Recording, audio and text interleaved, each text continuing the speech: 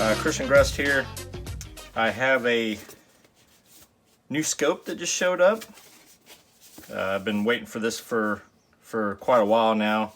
Ordered directly from Vortex. It's their Diamondback tactical rifle scope. It's in the 4-16 by 40 power, and it's the MRAD reticle.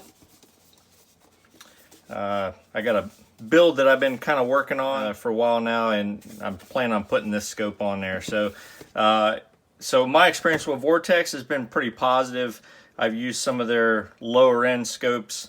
I have one of their Viper PST first focal plane scopes, and for this build I'm doing, I wasn't really wanting to get something super expensive. Actually, I was kind of leaning towards a primary arm scope initially, or even an Athlon. But these are fairly new, these Vortex, and you know, the nice thing about this one is it's actually kind of a lower price scope, but it's still a first focal plane.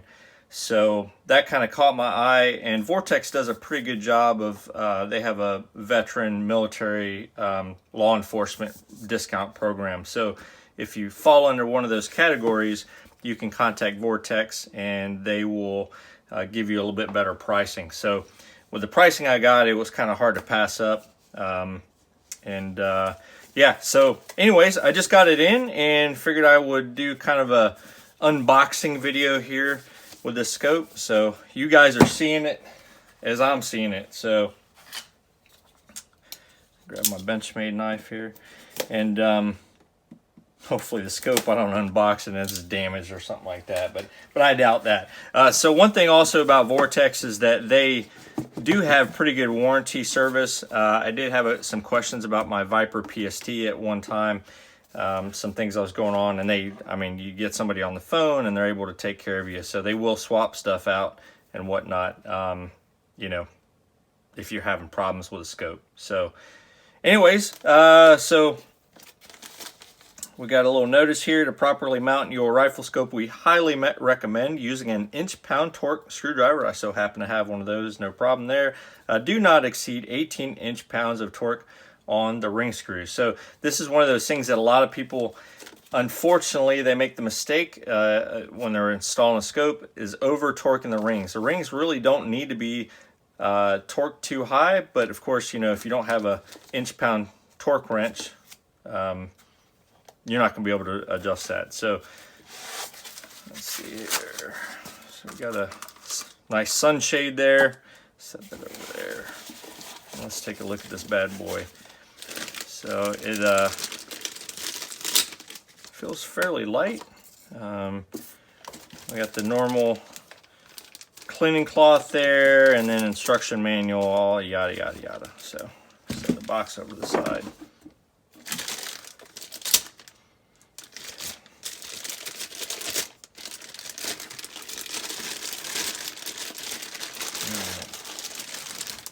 Packaging over there.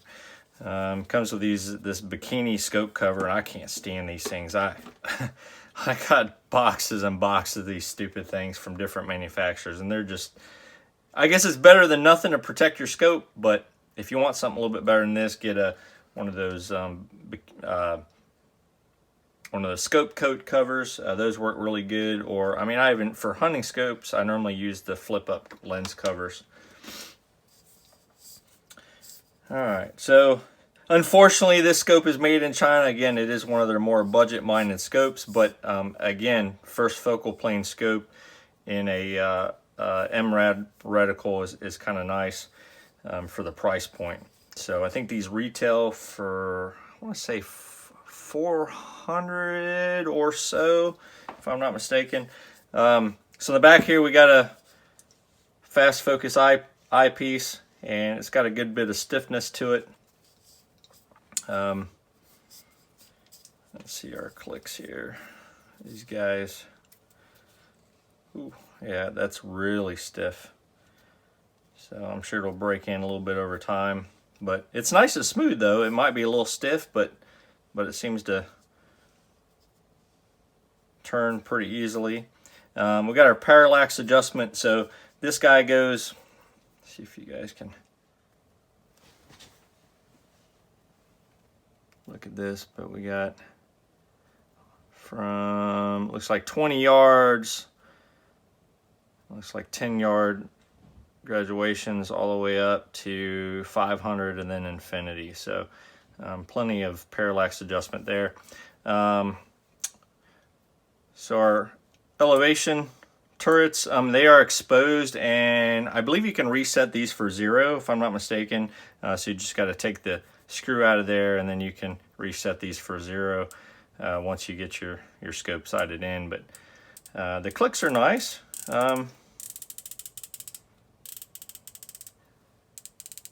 Very audible clicks.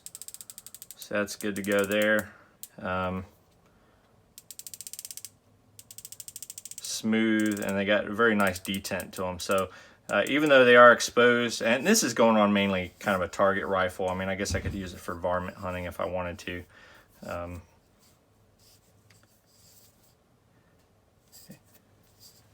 Alrighty, so anyways, I just wanted to give you a kind of a first look of this scope as I'm getting it unboxed, just so I can show y'all a little bit about what I got going on here. I'm gonna put this scope on. Let me set this guy over to the side.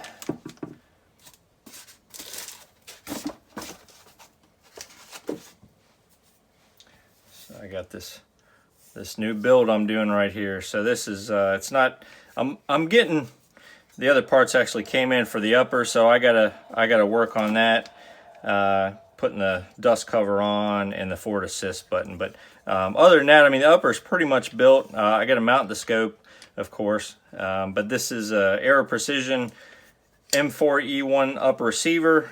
I'm using a Toolcraft, can't talk tonight, bolt carrier group with, it's a nitrided one with the Carpenter 158 bolt. And as far as the barrel, this is pretty much a barrel I've had my eye on for a couple years now. It's the Ballistic Advantage 18-inch SPR premium fluted barrel. So it's an 18-inch barrel with a rifle length gas system. It should be very smooth shooting. And the Ballistic Advantage barrels are known to be pretty dang accurate. So I have a couple of them, mainly my 6.5 Creedmoor rifle, which is freaking a tack driver. That thing just amazes me every time I shoot it. And then, of course, I got a compensator from Rugged. So, of course, I'm going to mount my Razor 7.62 on there. And then for the scope, I'm using a American Defense quick detach scope mount, and the charging handle was one I had laying around. It's a Bravo company gunfighter charging handle, one of the older ones with a medium latch. So those have always been really good to me. So and then a couple other little goodies I got going on here for this is I figured I'd go ahead and try out one of these Magpul bipods. I got the M-Lock one. I'll probably use it on a couple different rifles. I don't know. I mean, it's polymer, but Magpul's known for pretty good quality, and this, for the money, it's got pretty good reviews. So we'll see how this goes. Maybe I'll do a review on this at some point. Yeah.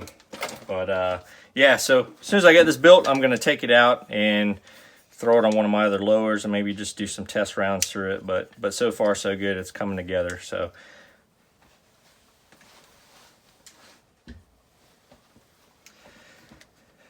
But yeah, so anyways, back to the Vortex scope. If you guys are looking for a, reasonably priced scope with a lifetime warranty, pretty much no questions asked type warranty as far as Vortex, check out these Diamondback Tactical series.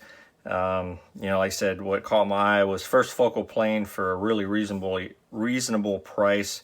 I don't expect it to be as good as my Viper PST, but for somebody who's just, plinking or doing a little bit of shooting, it should be fine. So anyways, that's all I got. So thanks for watching, and y'all have a good one. Take care.